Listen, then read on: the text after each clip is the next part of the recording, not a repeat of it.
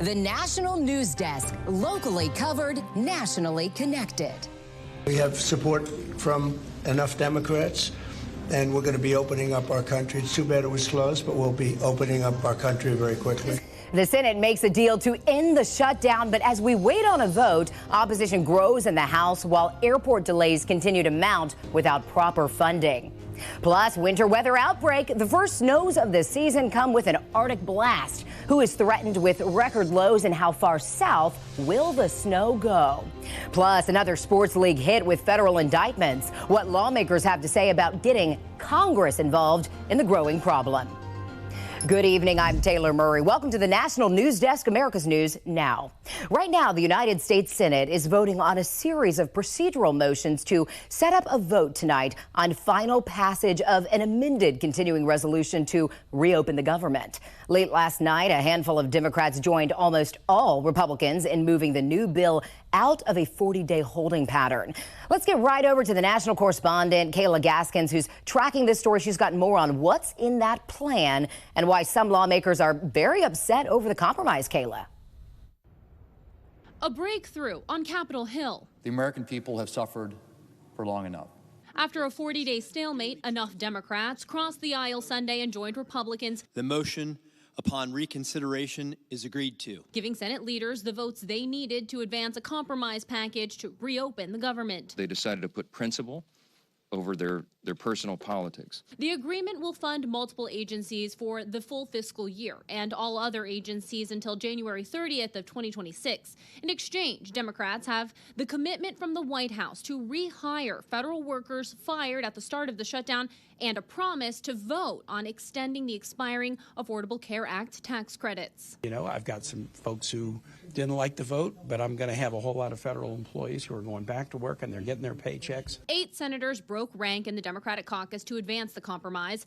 2 Democrats and 1 independent supported the GOP plan since the beginning of the shutdown. And on Sunday, 5 more Democrats joined. None of these lawmakers are up for re-election next year, but amid intense backlash, they are being accused by many Democrats of caving to President Trump and Republicans. Maine Senator Angus King said Democrats' tactics weren't working and weren't ever going to work. The problem was after over 40 days, neither of those goals was being accomplished. And in the meantime, a lot of collateral damage was happening. People's lives were being hurt. We've heard you talk about air travel, but I'm more worried about 42 million Americans who depend on SNAP benefits to put food in before their families. Senate Majority Leader Chuck Schumer standing firm in his opposition. I cannot support the Republican bill that's on the floor because it fails to do anything of substance to fix America's health care crisis. And the government won't reopen until the House also passes the compromise plan and President Trump signs it. Now, on Monday, Taylor, Speaker Mike Johnson did give House members 36 hours to return to Washington and prepare for a vote. And Kayla, what has President Trump said about the deal? So in the Oval Office this afternoon, President Trump said he supports this deal, calling it, quote, very good. He was also asked about the rehiring of federal workers who were fired at the beginning of the shutdown, if he would actually hold true to that promise. He said he would abide by the terms of the deal. Taylor. In Washington, D.C., Kayla Gaskins, thank you. In the meantime, Speaker Johnson is calling on all Democrats to support the compromise and end the shutdown, while the minority leader is still pushing back on including affordable health care subsidies to the bill. My urgent plea of all my colleagues in the House, and that means every Democrat in the House, is to think carefully, pray, and finally do the right thing and help us to bring an end to the pain of the American people. And we'll continue to wage this fight. No matter what comes over to us from the United States Senate to the House of Representatives at some point this week. The minority leader is not alone, with several Democratic members of the House already coming out on social media, calling the agreement a bad bill and a failure for the American people. Meanwhile, the Trump administration has appealed to the Supreme Court to stay the ruling for full SNAP benefits to be paid. They argue the lower court order is a risk to the compromise making its way through Congress right now. The High Court has asked for briefs from both sides by tomorrow morning and could rule as early as tomorrow afternoon. We'll keep you updated on that. The FAA says that at least 25 airports across the U.S. today reported staffing problems, creating more delays after a weekend of flight disruptions. Today, more than 7,000 flights were delayed. Another 2,000 plus were canceled. National correspondent Atra El-Nashar explains why travelers are likely to feel lasting effects, even if the shutdown ends as expected. 4257. Copy. Air traffic controllers missing their second paycheck in a row. They can't pay for gas to get to work. Yesterday, my kids asked me how long we could stay in our house. On Sunday, day 40 of the government shutdown, more than half of all major airline flights in the U.S. were either canceled or delayed, according to flight tracker data. We need to figure this stuff out. Air traffic controllers and TSA either working without pay or looking elsewhere for income. Some are doing both. She has sold plasma twice, started delivering for DoorDash, and recently took a part-time job. The shutdown is likely to end this week with the deal to fully fund parts of the government and provide a temporary budget for the rest until January 30th. President Trump saying Monday morning, all air traffic controllers must get back to work now. Anyone who doesn't will be substantially docked. For those air traffic controllers who were great patriots and didn't take any time off for the Democrat shutdown hoax, I will be recommending a bonus of $10,000 per person for distinguished service to our country. For those that did nothing but complain and took time off, even though everyone knew they would be paid in full shortly into the future, I am not happy with you. And if you want to leave service in the near future, please do not hesitate to do so with no payment or severance of any kind. This shutdown isn't a light switch. It's not just on and it's not just off. Air traffic controllers have to go in and be perfect every single day. And they know, based on what is in the current bill, that January 30th will loom around the corner. The shutdown has made the existing air traffic controller shortage much worse. I used to have about 4 controllers retire a day before the shutdown. I'm now up to 15 to 20 a day are retiring. So it's going to be harder for me to come back after the shutdown. Before news of the budget deal that's expected to end the shutdown, the FAA was on track to reduce domestic flights by 10% at 40 major airports. Now, it's too soon to know if staffing levels will stabilize in time to avoid that. And starting Monday, at a dozen airports, most private air travel will be restricted too. In Washington, I'm Atra El-Nashar for the National News Desk, America's News Now. We're going to issue a dividend to our middle-income people and lower-income people of about $2,000. President Trump there saying money coming in from tariffs will be distributed to Americans and used to help pay down the national debt. He reiterated today what he wrote on Truth Social yesterday, that each low and middle-income American will get $2,000. Today, Trump wrote that any money left over after that will be used to reduce the national debt. An illegal migrant with a criminal history is in custody in Chicago while Homeland Security pursues additional leads in the weekend shooting in which U.S. Border Patrol agents were targeted. This, again, was over the weekend. Border Patrol Sector Chief Greg Bavino told Fox News this morning this individual should have never been allowed on the streets, but did not say if they were a suspect in the shooting. On Saturday, federal agents say they were targeted while conducting immigration enforcement. That's when a man driving a black Jeep opened fire on them before driving away. No one was hurt in the shooting.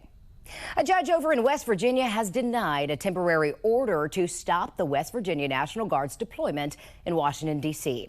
The American Civil Liberties Union had sought the order, arguing Governor Morrisey acted outside his authority in sending 300 troops to the nation's capital. But the judge sided with the governor's office, which argued the deployment was legal.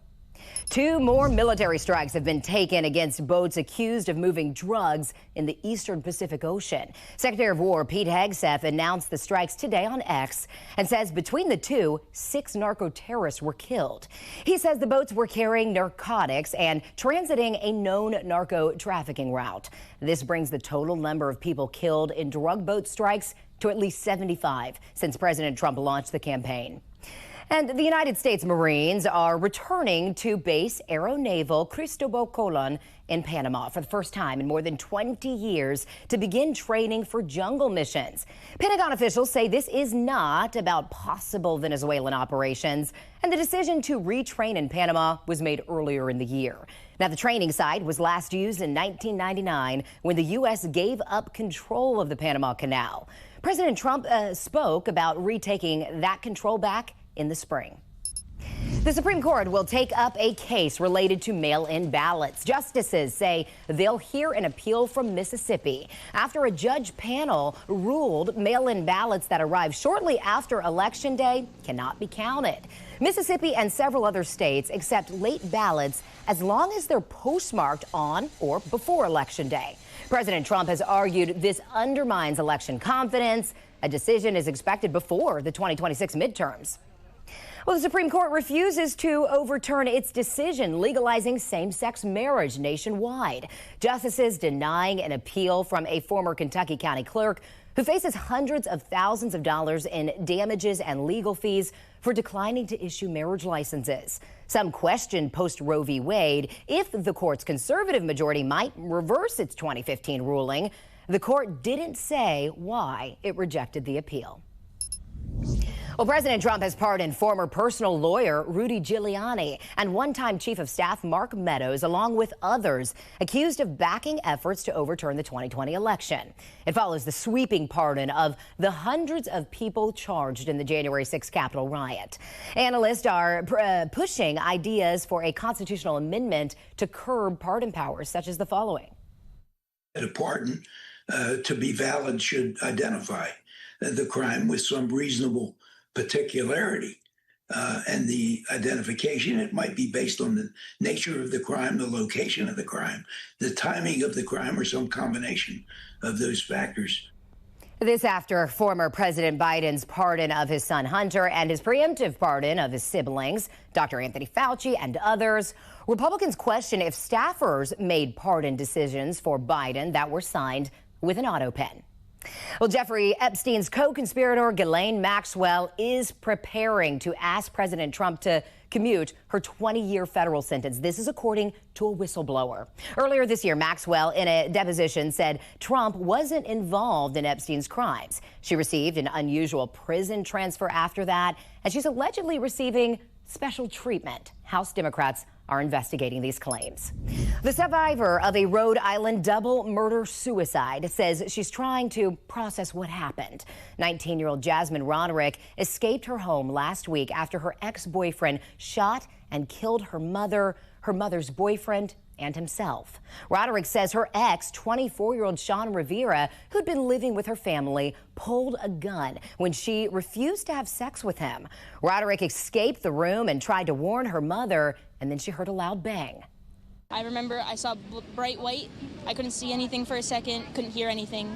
Didn't even feel like I felt anything in a second, so I thought that I was dead.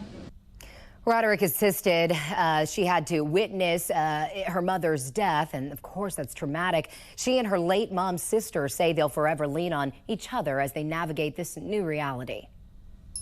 Coming up, snow and record low temperatures are hitting large areas of the country, the latest from the season's first Arctic blast. Then why the black box warning labels are getting removed from drugs used to treat menopause symptoms. Plus, a California teen is battling an aggressive form of cancer. The things that he says are helping him make it through. We're back in 90 seconds.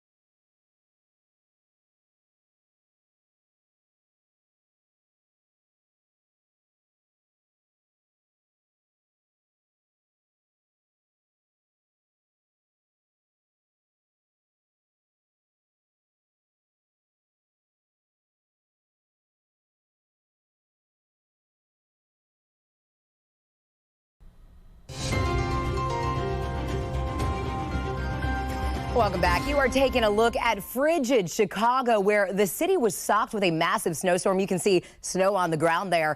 An Arctic blast is bringing snow and record low temperatures to large swaths of the country. Sunday, over 1 million people were under winter weather bulletins, flurries falling across the Great Lakes states, and snowfall reaching double digits in places like Northwest Indiana and Wisconsin and even Michigan. And wind chills are expected in parts of Minnesota, Nebraska, and South Dakota. Snow will also accumulate in portions of New England and North Carolina. Yeah, parts of the South are also facing freezing temperatures, so bundle up no matter where you are. All right, a look now at the White House, where President Donald Trump is hosting Syrian President Ahmad al-Shara today. It's the first time a Syrian leader has visited Washington since 1946, when the Middle Eastern country gained freedom from France. Now, according to the White House press secretary, today's meeting is part of Trump's diplomacy efforts to sit down with anyone looking for peace. We want to see Syria become a country that's very successful, and I think this leader can do it. I really do. I think this leader can do it. The United States said after that meeting that it is halting Caesar Act sanctions on Syria for 180 days. These are sanctions that have blocked international investments and economic transactions involving the Syrian government and its affiliates. President Trump, of course, began lifting decades-long sanctions on Syria back in May, following a meeting with al-Shahara in Saudi Arabia.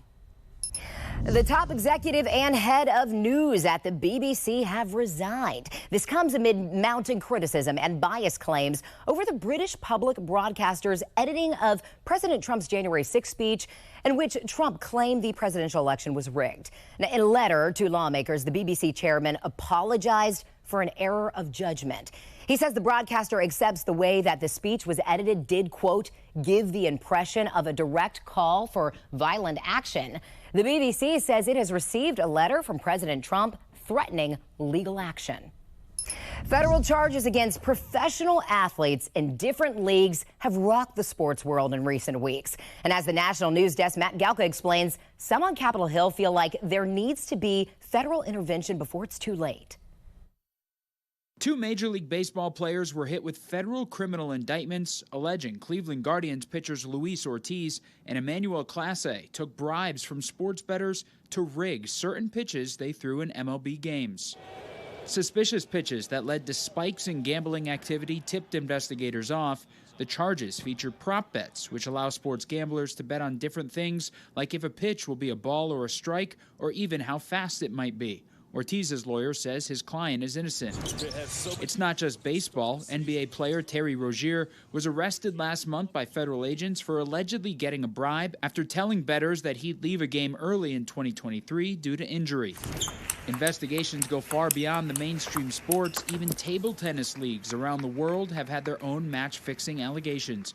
The sport is one of the most popular to bet on among online sports books. I think what you're seeing now is with the proliferation of sport gambling and the ease of which to do it, where you can just get on your phone and do it, there's just more opportunity. University of South Carolina sport and entertainment management professor Stephen Shapiro says the integrity of multiple sports leagues is on the line if scandals continue and fans lose faith that outcomes are legitimate. When that outcome comes into question, I think it can really hit the foundation of sport and have a real impact. So that's where I think leagues have to get out in front of this. The recent high-profile investigations have reignited a push in Congress for federal sports gambling regulation. The Safe Bet Act bans ads during live games, outlaws prop bets on college sports, and limits how artificial intelligence targets players and forms bets. Standards at the federal level, not to prohibit gambling, but to make sure we combat the twin dangers of corruption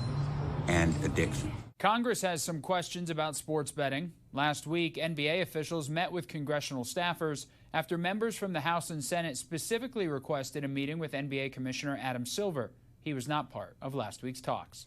Reporting in Washington, I'm Matt Gelko for the National News Desk, America's News Now. We're challenging outdated thinking and recommitting to evidence-based medicine that empowers rather than restricts. The FDA is working with drug companies to remove the black box warnings on hormone replacement therapy for menopause. The labels will no longer reference risk of breast cancer, heart disease, or dementia. This follows a review of scientific literature and input from experts. HHS says the use of these drugs plummeted in the early 2000s due to flawed science. Meanwhile, we've got a recall involving baby formula to tell you about, so listen up. By Heart brand is putting out a recall for 2 batches of its whole nutrition infant formula. And now the company is recalling the formula after a wave of botulism cases were reported across the U.S. Health experts have been following a spike in infant cases since around mid-August. Hospitalizations have been reported in about 10 states. And the FDA says none of the recalled formulas are tied to the outbreak right now, but the company is recalling it out of an abundance of caution. And the FDA says it will keep working to ensure safety going forward. Caffeinated coffee appears to be safe for people with atrial fibrillation and may even be beneficial. That's according to a new study in JAMA of people with a history of AFib. It found coffee drinkers were much less likely to have reoccurrence of AFib than those who abstained. Over 10 million Americans have atrial fibrillation, which causes heart palpitations. Coming up, why there's been a dramatic uptick in shipwreck discoveries in Wisconsin waters. It's pretty interesting. We'll be right back.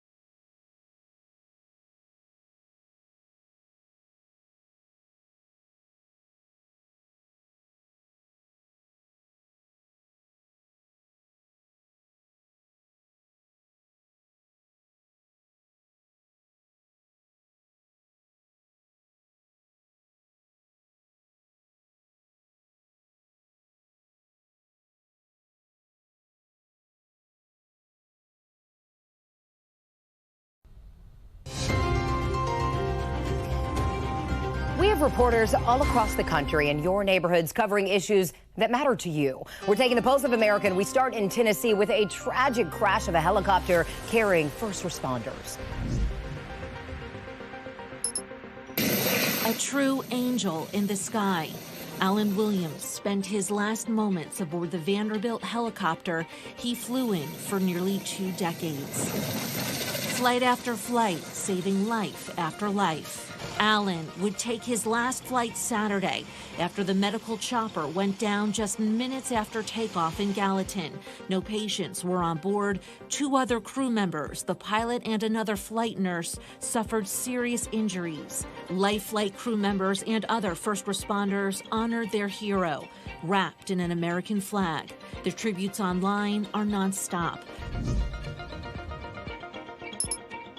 It's news no mother ever wants to hear. Brandy Ames's 17-year-old son, Hunter Ellis, diagnosed with testicular cancer. I'd love to say I'm going day by day, but it's kind of hard. He was diagnosed on October 24th. In less than a month, the cancer spread to his lungs. But I'm just scared for my son. Really, I'm scared for my son and his healing. Hunter is home after his first round of chemo, exhausted, but still hopeful. God, has spoken to me through a lot of this. My pastor, Jim Tadlock, has helped me so much through this. Tamara Thompson is a maritime archaeologist for the Wisconsin Historical Society. When a shipwreck is reported, she's one of the 2 state divers who will dive down to survey the wreckage. Sometimes her eyes are the first to view the ships in hundreds of years. It's a real honor. And lately, she's been doing it a lot more often. It used to be that we would get a discovery every year or so. But lately we've had, 10, 15. This last year we had 14 reports of new shipwrecks in Wisconsin waters. Thompson says the uptick in new shipwreck discoveries in our area has several contributing factors, and part of it is because of the media. Media coverage on historic shipwreck discoveries lets people know there are more of them to be found, and as a result, there are more non-traditional people looking for them. Coming up, the big Marine Corps milestone is celebrated today, plus how the Vice President is honoring veterans right after this.